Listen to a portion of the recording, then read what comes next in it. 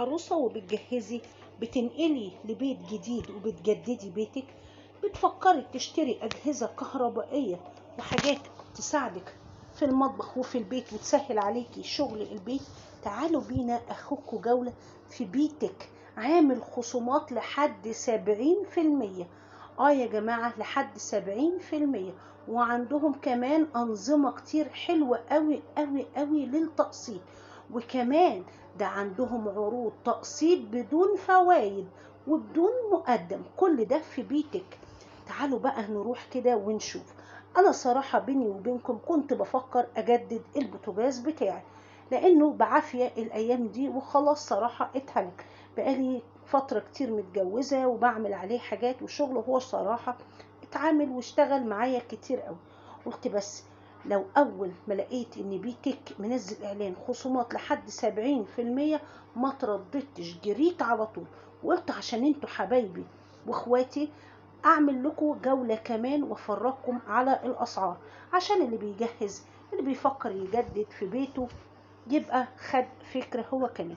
قبل كل ده يا ريت تعملوا لايك للفيديو وشير واشتراك في القناة لو مش مشتركين، ولو بتتابعوني على الفيسبوك فولو ومتابعة على الفيسبوك.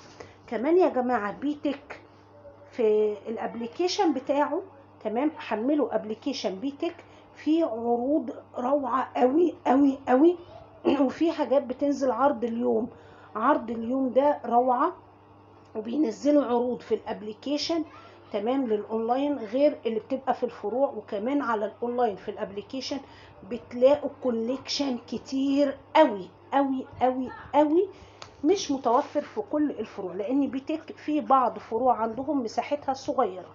تمام، هو احنا هنا ده طبعا فرع مصغر، كنا في بيتك في جراند مول ويا دوبك حاجه كده محندقه، تمام، ولكن اما بروح فرع التجمع كبير، فرع بيتك وسط البلد ضخم جدا، وكمان فرع روكسي، وليهم فروع في كل مصر، كل مصر بيتك ليهم فروع. لو انتوا مفيش فروع قريبه ليكم ادخلوا على الابليكيشن بتاعهم من على جوجل بلاي، حملوا بيتك وهتجيبوا كل اللي انتوا نفسكوا فيه. جبت لكم طبعا البوتاجازات البلت ان، البوتاجازات العاديه. اللي ليه تجربه مع البلت ان يا ريت يقول لي مميزاته وعيوبه ايه.